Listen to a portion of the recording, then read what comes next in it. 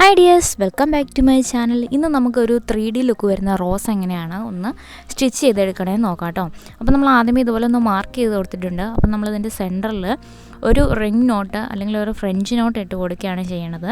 അതിനുശേഷം അതിൻ്റെ രണ്ട് സൈഡുകളിലായിട്ട് നമ്മൾ മാർക്ക് ചെയ്തേക്കുന്നിടത്ത് ബുള്ളിയൻ നോട്ട്സുമാണ് ഇട്ട് കൊടുക്കണം കേട്ടോ.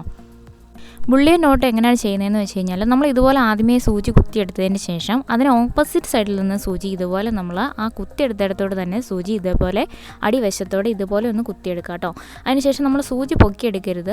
പൊക്കിയെടുക്കാതെ തന്നെ സൂചി ഇതുപോലെ കൈകൊണ്ട് പിടിച്ചതിന് ശേഷം നൂല് ഇതുപോലെ നമ്മൾ ചുറ്റി കൊടുക്കണം കേട്ടോ. അപ്പോൾ ഇപ്പം ഞാൻ 10 റൗണ്ടിലാണ് ചുറ്റി കൊടുക്കുന്നത്. നമ്മൾ ചുറ്റിയെടുക്കുന്ന രണ്ടും ഒരേ അളവിൽ തന്നെ ചുറ്റിയെടുക്കാനായിട്ട് ശ്രദ്ധിക്കുക. ഇപ്പം നമ്മളത് 10 ചുറ്റി അതിനുശേഷം സൂചി ഇതുപോലെ പൊക്കിയതിന് ശേഷം സൂചി ഒന്ന് കറക്കി കൊടുക്കുക കേട്ടോ.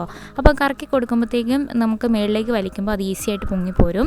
അതിനുശേഷം അത് പൊക്കിയെടുത്തതിന് ശേഷം നമ്മൾ എവിടെ നിന്നാണോ സൂചി എടുത്തത് അങ്ങോട്ടേക്ക് തന്നെ വലിച്ച് കുത്തി താഴേക്ക് ഇറക്കുക കേട്ടോ. അപ്പോൾ കാണുമ്പോൾ നിങ്ങൾക്ക് നന്നായിട്ട് മനസ്സിലാവുന്നുണ്ടെന്ന് കരുതുന്നു. അപ്പോൾ ഇതുപോലെയാണ് നമ്മൾ ബുള്ളിയൻ നോട്ട്സ് ഇട്ട് കൊടുക്കണം കേട്ടോ. അപ്പോൾ ഇതേപോലെ തന്നെ നമ്മൾ അടുത്ത ബുള്ളിയൻ നോട്ടും ചെയ്യും. സെയിം റൗണ്ടിലാണ് നമ്മൾ എടുക്കുന്നത്, അതായത് 10 റൗണ്ട് തന്നെയാണ് എടുക്കുന്നത് കേട്ടോ.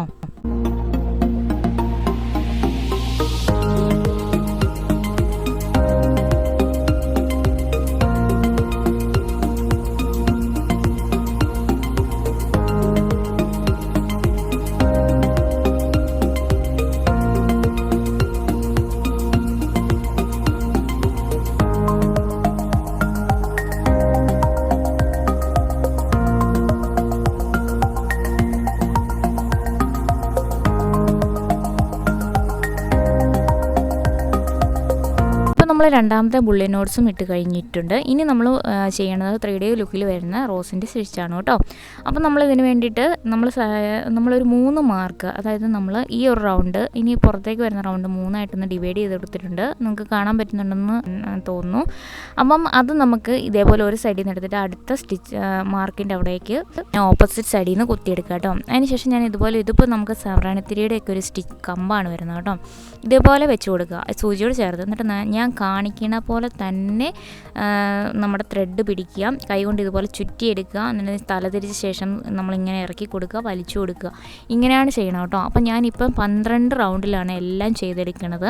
അങ്ങനെയാണ് നമ്മൾ കംപ്ലീറ്റും ചെയ്തെടുക്കണം. അപ്പം നമ്മൾ ഇതിനകത്തേക്ക് സൂചിയുടെ കൂട്ടത്തിൽ ഈ ഒരു കമ്പ് അല്ലെങ്കിൽ നമുക്ക് എന്ത് വേണമെങ്കിലും വെച്ച് കൊടുക്കാം. നമുക്ക് കുറച്ചുകൂടി വലിപ്പത്തിൽ വേണമെങ്കിൽ ബഡ്സ് വെച്ച് കൊടുക്കാം.